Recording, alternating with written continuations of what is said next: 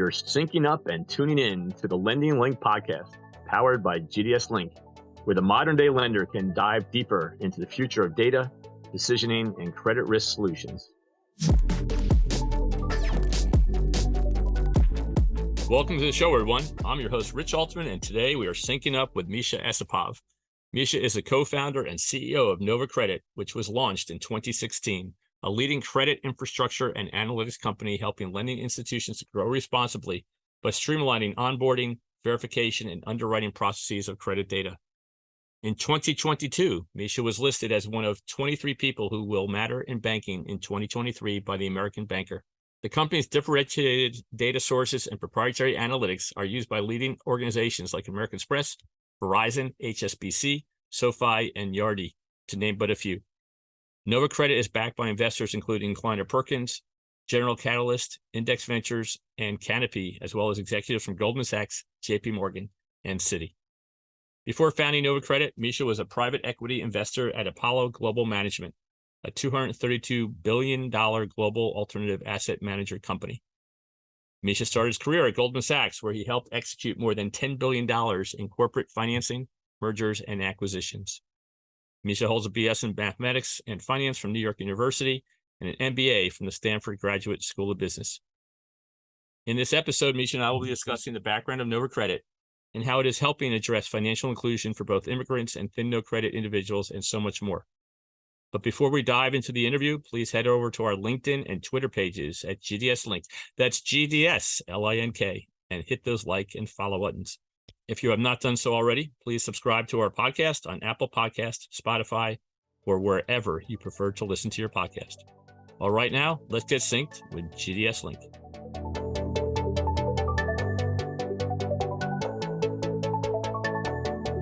Welcome, Misha, and happy Friday. Hope you've had a great week. Where are you joining us from today? I am in our New York office. Good. And once again, thank you for spending time with me this morning to share more about Nova Credit and how it is helping consumers in the lending industry. But before we talk, let's get a bit personal. I understand that you're a gymnast and wrestler in your early days, and that you can still entertain your friends and coworkers with the occasional backflip and walking out with your hands. How do you feel the disciplines you have had to develop to be successful in sports have helped you in your career? I don't think I've ever been asked this question, but it's definitely something I think about from time to time.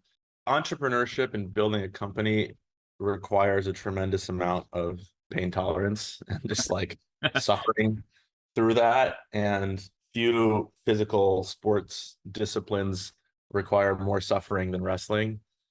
And so I think both the physical requirements of the sport, the mental requirements of the sport, cutting weight over the course of many, many months, having such a high pain tolerance, I think, has certainly contributed to my ability to persevere and persist through, not a clean up into the right story. And so I attribute a lot of that to the discipline of growing up and doing those sports. Oh, good. Well, thanks for sharing that. So let's get down to business. If I recall correctly, I think I first met you and your co-founder, Nikki Galumis, in around 2015 when you were first exploring the idea of starting Nova Credit. Please share how you and Nikki came together, and what was the catalyst for starting Nova Credit? That is, what was the problem you and Nikki were trying to solve, and why? Yeah, so we were grad students at Stanford, and we're just generally interested in this question of how do students make financial decisions. And we started doing a ton of user research, user interviews, and asking over 100 students, do you have a credit card? How'd you get that credit card? How'd you make that decision? Do you have a student loan? How'd you get that student loan? How'd you decide that was the right student loan for you? And a bunch of other kind of personal finance questions. And through that user research, we uncovered a problem statement. And that problem statement was that half of the people we were speaking with just so happened to be international students.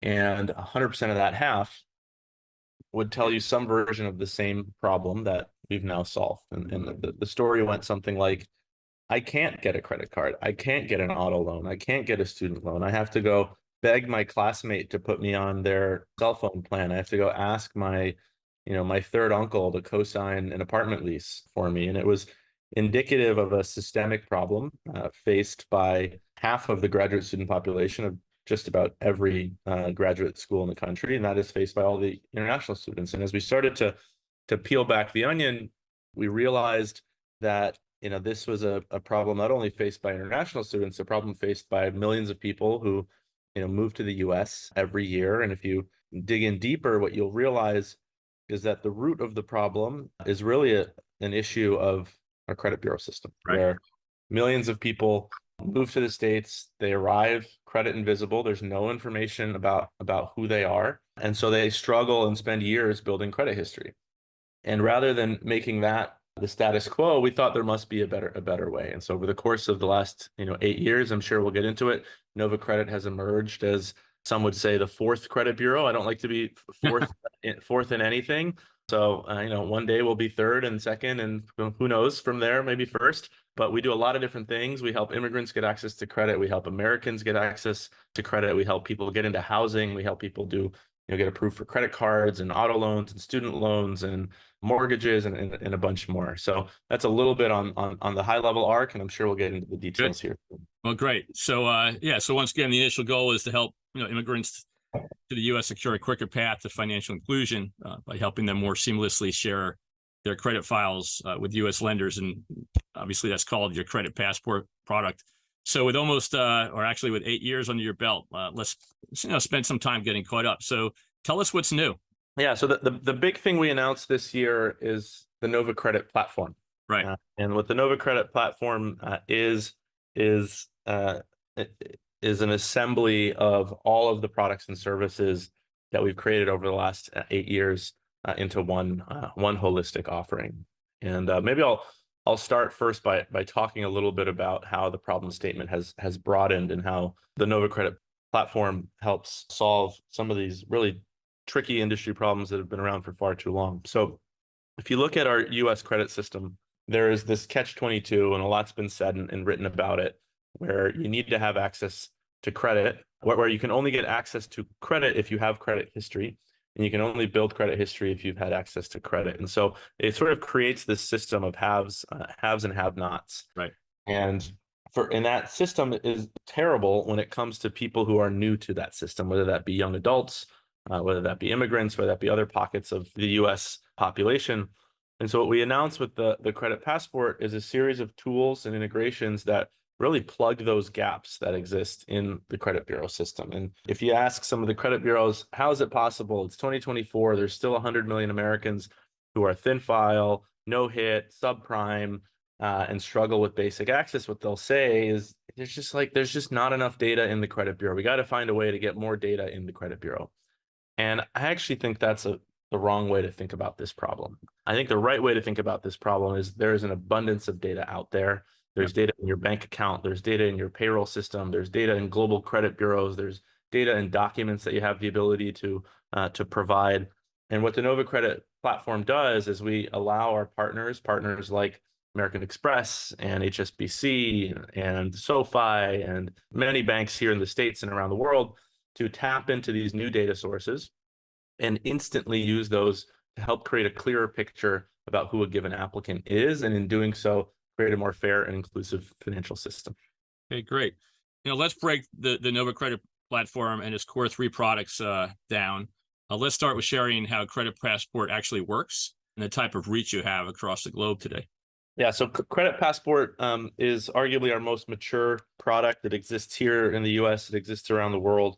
The way the Credit Passport works is we got on a plane, flew all the way around the world, met with credit bureaus and regulators in every major market that contributes to US immigration. So went to India, Mexico, Canada, the UK, Philippines, Brazil, Korea, and we built data partnerships with all of the leading bureaus in all of these markets and many more. We integrated into those credit bureaus. We standardized the data that we have the ability to extract, and we've effectively created an aggregation layer on top of the world's credit system. And fast forward many years now, we have connectivity into more credit bureau data than any company in the world. Right. To our knowledge, we have access to data in over 20 countries. We have access to data on about 4 billion consumers. So we have access to about half of the world's, adult population in terms of their history. Mhm. And through that connectivity, we have the ability to serve about 70% of the annual inflows into the US. And so we've gotten to this critical mass of connectivity in helping people who are new to the US to not have to start over, to being able to use the history they've built on themselves in their home country and getting a leg up and fast tracking their ability to integrate into the US. And the credit passport exists here. So we have, I think you can think of it as like a marketplace. On one side, we have access to bureaus in 20 plus countries. On the other side, we distribute this data into several markets. So we started with distributing the connectivity into the US, where we are a credit reporting agency. And we also now distribute into other markets where we're licensed as a credit bureau, like Canada and the UK. We also distribute into Singapore and the UAE. So if any of the listeners, I heard you had your listeners in over 50 countries, if any of those listeners move to any of these markets, they have the ability to use their history they built in their home country in a new market through us. Or if you, Rich, you've had it here in America, you want to move to Canada, you want to move to the UK, we can help you use your US history and get approved for financial products there. Great. Well, I don't think I'm quite there yet, but we'll see what happens. So, you mentioned dealing with all these different countries and meeting with the bureaus. I suspect one of the big challenges that you face is navigating all the different rules and regulations governing the use of credit bureaus in each jurisdiction, such as GDPR. Can you share, what's the process you develop to, properly address these complexities that presents? So every market has its own rules and regs, right? Here in the US, we have the FCRA, we have our fair lending laws and MCOA. Canada has its own rules. Europe has its own rules. Every country within Europe has its own rules. Then there's extraterritorial rules like GDPR and other four-letter words that regulators love. And no one has created a single global framework to talk about consumer credit data or to talk about and regulate global data privacy, right? Every country has its own, dare I say, self-serving rules that protect its citizens. And that created this sort of regulatory puzzle that had prevented the problem of cross-border credit history mobility from ever being historically solved.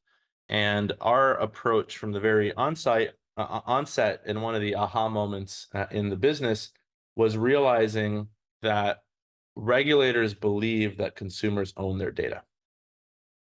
And if you believe that a consumer owns their data, and you believe that a consumer has a right to their data, then if that consumer is able to prove that they are in fact who they say they are, that consumer has the right to have their data move with them as they move from one country to another. And that was really the tip of the spear in our regulatory argument, and going to these bureaus around the world and setting up these partnerships and meeting with regulators and ultimately establishing for the very first time the ability to move this information from one country to another compliantly.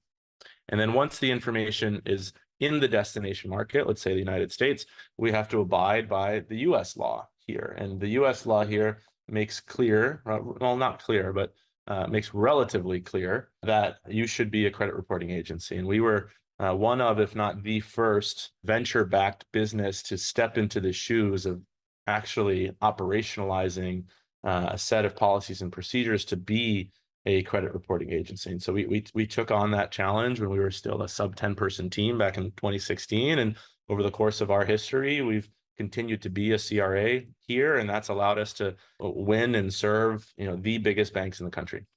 Yeah, and certainly we're waiting to see where Rule 1033 of the Consumer Financial Protection Act ends up. I'm sure you guys participated in some of the Q&A that the CFPB had put out. So one of the things that companies certainly still rely on are credit scores. And, out of curiosity, do most of the countries that you've worked with also offer some type of generic credit score similar to a FICO and Advantage? I'll take the question even one click higher, which is to color a little bit about not only the scoring, but the global credit bureau landscape. Every major economy, with, I'll say, one exception, has a credit bureau.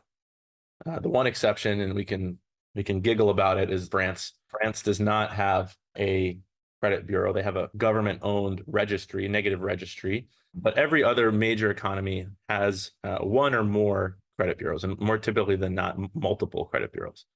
And so this data exists around the world, and this data does the same thing that it does here in the States, which it supports the safety and soundness of the consumer lending market in each of those markets. There are then nuances to what is captured in this data. And most important nuance is whether the data is positive or negative reporting. In the US, we follow a positive reporting environment where both the good and the bad are reported to the bureaus. In some countries, like in Brazil, for example, only the bad is reported. So the good customer information, like I did pay on time, would be good information. That doesn't get reported. And then comes your question on scores, which is how do you then make sense of this data that these bureaus capture? And basically every bureau around the world has one or more credit scores that they build. Some of them build it in-house. Some of them partner with scoring companies like FICO. And then once that score has been established, we partner with those bureaus to develop a scoring translation methodology to allow for that score to be used in the destination market. So do you work to align those scores similar to a FICO Vantage, 300 to 850 as a standard range? Yeah, we map our scores into the destination markets scoring standards. And so 300 to 850 means something here, but in the UK, that doesn't mean anything. And so every country has its own standards for score ranges that the local risk officers are accustomed to understanding. So in the US, hopefully most of our listeners may be familiar with the Metro 2 format, which is what lenders use to report into Equifax, Experian, and TransUnion. But as we know, then each of those three bureaus outputs the data in a slightly different format than what comes into them to be unique from their competitors. Did you adopt any particular output method to more align with any one of the bureaus, or did you go about developing your own? We've developed our own proprietary score mapping methodology, and part of that is because the underlying data definitions around the world are different. There are nuances to credit bureau information all around the world. Like one of my favorite examples is in India, the most common trade line is one that American bureaus have never heard of, and that is the presence of a gold loan. And so there's nuances in what this data looks like, how it's defined. Yep. And we spent a lot of time and rigor going on site and understanding these data definitions and ensuring that we can ultimately represent and develop a product that, again, the most reputable financial institutions in the world are comfortable relying on and making decisions on. Yeah, it's interesting. When I was at Teletrack, which was the first ever payday loan credit bureau, we were working in the UK and working with one of the main bureaus there to ingest payday loan data. And they really, once again, that in of itself was a challenge. How do we take a 2-week product or a monthly product and roll that into a traditional credit file? So it's interesting that, the process can get pretty complex. So I know that American Express was your first lender to incorporate Credit Passport into its underwriting process for immigrants into the US. So maybe you could share some stats on, what's the general impact that it's had on their lending business, and, how many more applicants have they been able to approve? Maybe talk about it generically if you can't talk specifically to American Express. Yeah, so we launched a partnership with American Express 2019. So it's been 5 years, maybe 6 years now. Time flies when you're sometimes having fun, I guess. And that partnership made American Express wasn't our first customer. They were certainly our first major customer.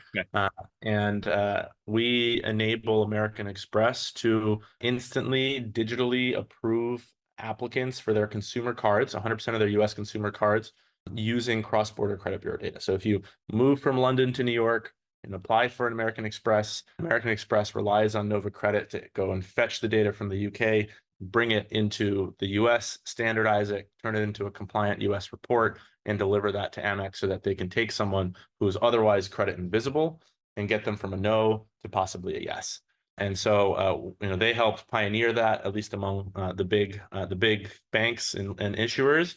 And over the course of 4 or 5 years, we've now seen, real volumes, seasoned credit performance. And I think the punchline, and we have some public case studies on this, is that the Credit Passport does a phenomenal job of separating risk, and that immigrants are, and people that are new to country are really good credits. The credit performance of these segments is as good or better than the overall U.S. average. And in addition, the thickness of file, meaning how well established is someone's experience with credit prior to moving to the U.S., is actually quite thick. On average, they have about 10 trades. The average age of their trades about 10 years. Number of open trades on average about 5. They do utilize their credit, and the index delinquency is meaningfully better than the average U.S. population. Do most of the other countries that you work with also have public record data like bankruptcy, liens, judgments, and things like that? Many do. Okay, cool. I know we talked about, we started with, you guys started to support immigrants into the U.S. You've now mentioned that obviously you're doing a lot of work where people may be moving into other countries, let's say India. So, maybe you could share some of the successes you're having for immigrants going into other countries and talk a little more about your partnership with HSBC. Yeah, so we started investing in internationalizing the product in 2020. That started, with setting up our legal and regulatory structure in many of these markets where formal licensing is required. So as I think I shared earlier, we are a licensed credit reporting agency, with the FCA in the UK. We're licensed in every province in Canada and a few other markets that we're working on.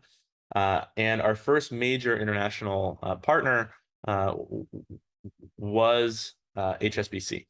And so we signed, and this is all in the public domain, we signed a global partnership with HSBC back in, I want to say 2021, I believe, where we enable HSBC. We are basically the backbone of HSBC's ability to underwrite new to country.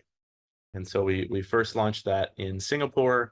So, people from around the world that we have connectivity into moving into Singapore can use that to improve their eligibility for products from HSBC in Singapore. And then we launched that in the UK. And that's what's public right now. And, we're incredibly excited about that relationship and its continued growth across product lines and around the world.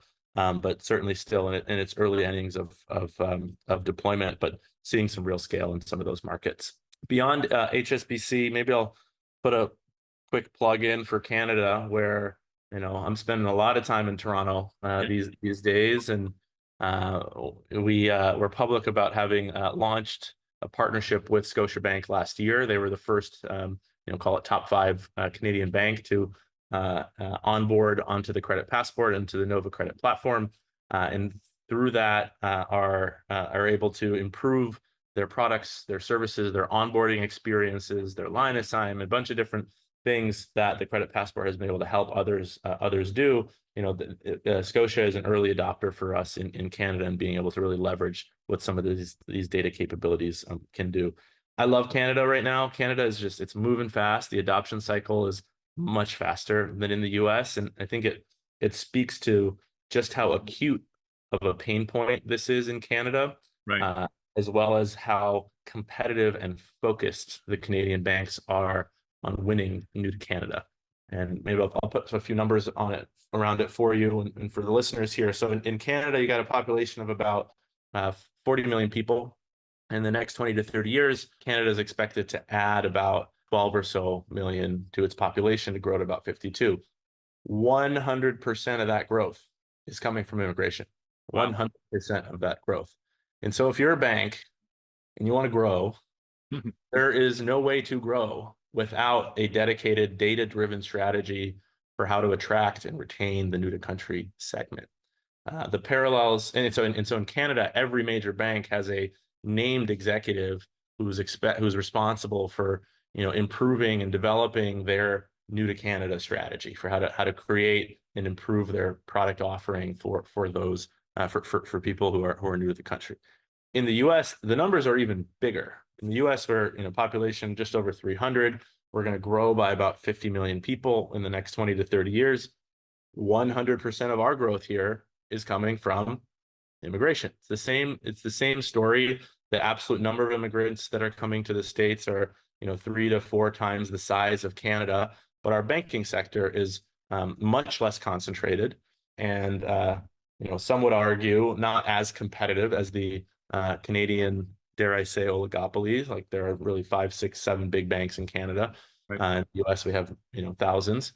And as a result, the level of focus in the US on this segment is still in the early innings, but it's starting to change, and we're starting to see more banks invest in new to the US teams, newcomer teams, multicultural banking teams, and really excited to continue to see that trend play out.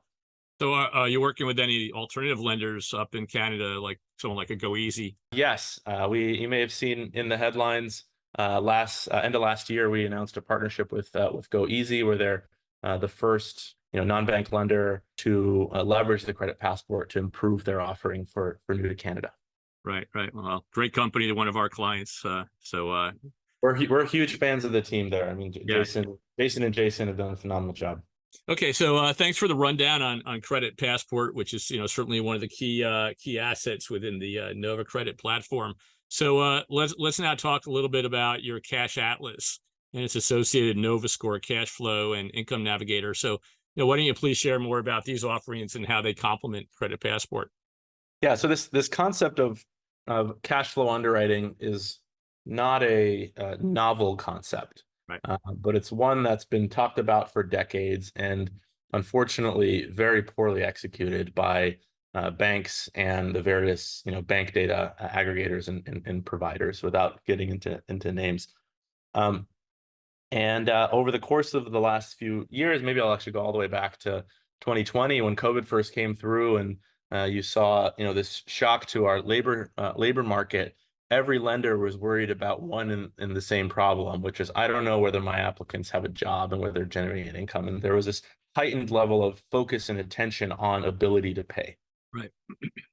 And it was from following that thread that we ultimately landed on building a product that we call Cash Atlas, which is cash flow underwriting as a service. And so we have the ability to plug into bank transaction data, whether it's within the four walls of a financial institution, whether it's within the four walls of a different financial institution, and to use that information to help make more fair and informed lending decisions. And this product has been shown and proven to be incredibly additive in terms of bringing orthogonal credit bureau insight to many segments that the traditional credit bureaus don't understand.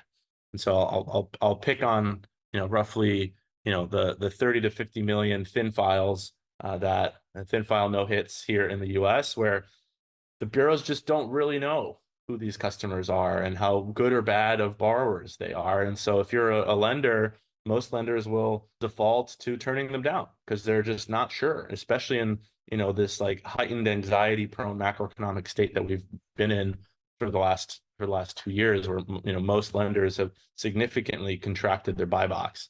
And through Cash Atlas, we're able to understand these otherwise invisible or misunderstood, I think is a better term, misunderstood segments with far greater clarity. And the way that we do that is we, with their approval, we look into their bank account. And in that bank account, we can find a treasure trove of really valuable information. We can see someone's direct deposit. We can see other income streams. We can see expenses. We can see their assets. We can see whether they've overdrafted. We can see trends in that information. We can see the amount of recurring expenses they have. There's just a treasure trove of information that if you had to, that's so valuable that we're able to boost approval rates without compromising risk quality and without increasing bad rates for many of the largest banks and partners now here in the States and hopefully soon around the world. And that capability is creating on-ramps into the financial system and breaking through this catch-22 that has plagued the credit bureaus for so long.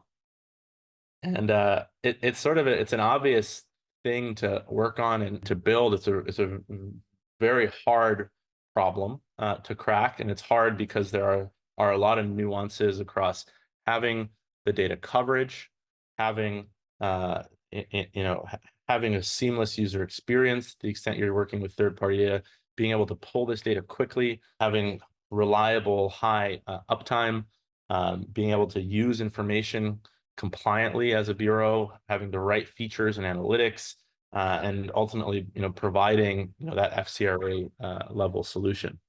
And so it's a big bet for us. We're 4, almost 5 years into investing in it. Very excited about the traction and the continued momentum. And I'm an entrepreneur, and looking forward, my expectation is that every consumer credit decision, I don't know if the number is 5 years or 15 years forward, will use some component of cash flow data. Yeah. And I think that's the direction we're going, and we're betting the house that we are certainly a leader in the race, but that we're ultimately going to help continue to drive the industry forward. Certainly at GDS, we've had clients that have been using open banking data now for many years. So certainly I've been seeing a lot of adoption there. Out of curiosity, did you build your own integration to the banking system, or are you working with any of the aggregators? You don't need to mention who, but just curious how you. We work with many of the leading aggregators. Our view is there's some great products out there that can provide that kind of highly reliable base level connectivity. We think there's also a lot of value in being able to be compatible with multiple bank aggregators, which is what we've built. So we work with many of the leading bank aggregators, and then everything that happens from there is all standardized. So we classify the data the same way through our engine. We build models and analytics and scores, build compliance and adverse action codes, and all the buzzwords required to be able to use this kind of information in real time.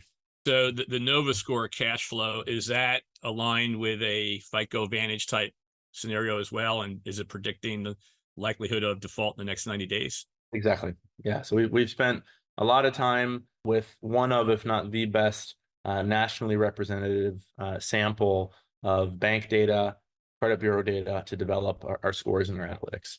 So I know on top of that, you then also have your income verification. Is that relying solely on the banking data, or are you also integrating with some of the permissioned income and employment verification services, like, for example, Argyle?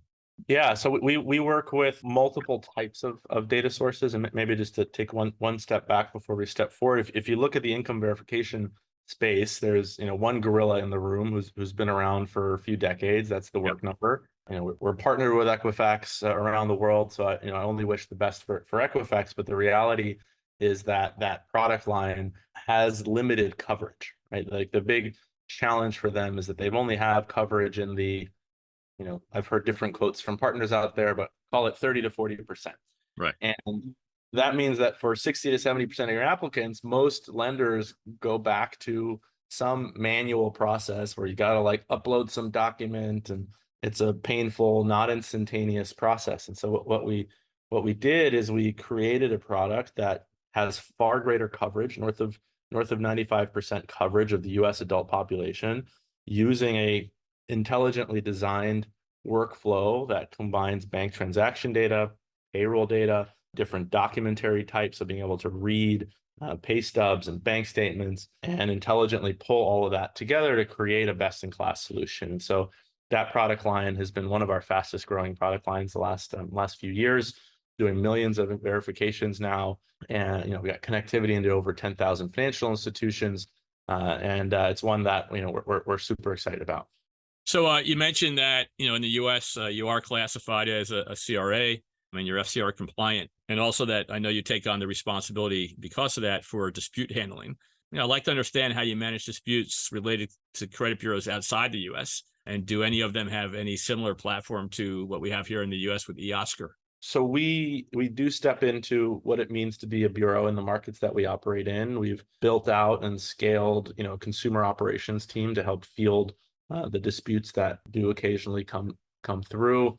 The policies and procedures of those teams have been reviewed and audited by most of the big all of the big bureaus, by many of the biggest banks in the world. And so we've really built this from scratch in-house, using our own systems to ensure that we can meet the requirements of every market in which we operate. Do you have staff outside the U.S. Handling both sales consumer dispute type processes, or are you all here in the US? Our headcount is predominantly in the US. We have some components of our team in the UK, in Canada, and a few other markets. So we've done GDS. We've had several podcasts that have touched on the use of alternative data. We've talked about open banking data. We've talked about non-prime credit data, rental data, et cetera, et cetera. I know you guys did a survey or contracted for a survey back in both 2022 and 2024 entitled The State of Alternative Data and Lending Survey Report. Can you take a few minutes to share maybe some of the highlights in the report and any, interesting year-over-year trends that you found particularly worthy of discussion? I think the biggest overall theme is that consensus among credit risk officers has shifted from one of skepticism to one of belief when it comes to alternative data. Mm-hmm.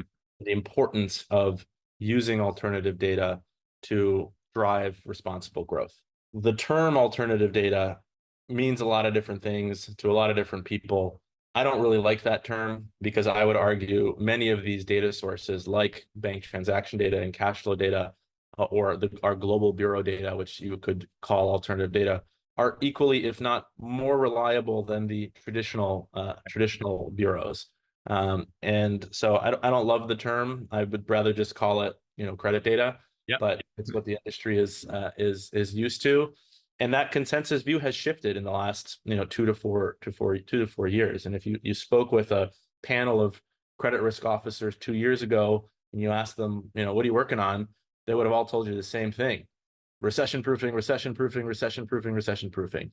And fortunately, the recession has not come. And I don't know if it's early enough, if we're ready enough to say we're in the clear, we had our soft landing. I'm not going to speculate on the macro, but the sentiment has certainly changed. Yep. From recession proofing to one of, okay, how do we start to open the box and use new data sources, new credit data sources, to do so responsibly. And so I think that's the overall theme. And maybe one more thought on that is, with 1033, open banking has arrived.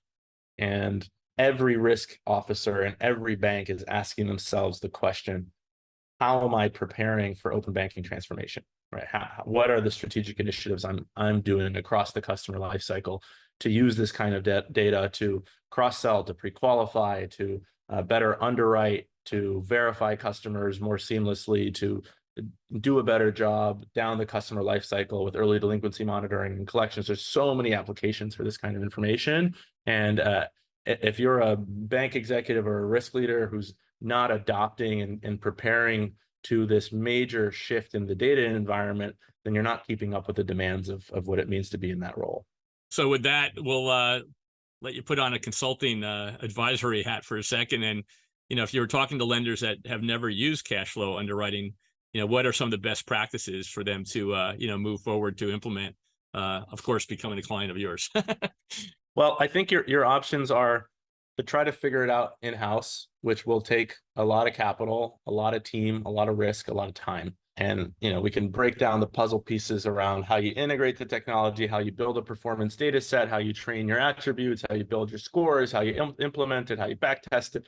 There's so many different components. And, it's almost comical, the number of banks I spoke to 2-3 years ago who are like, you know what, we're going to try to figure this out on our own.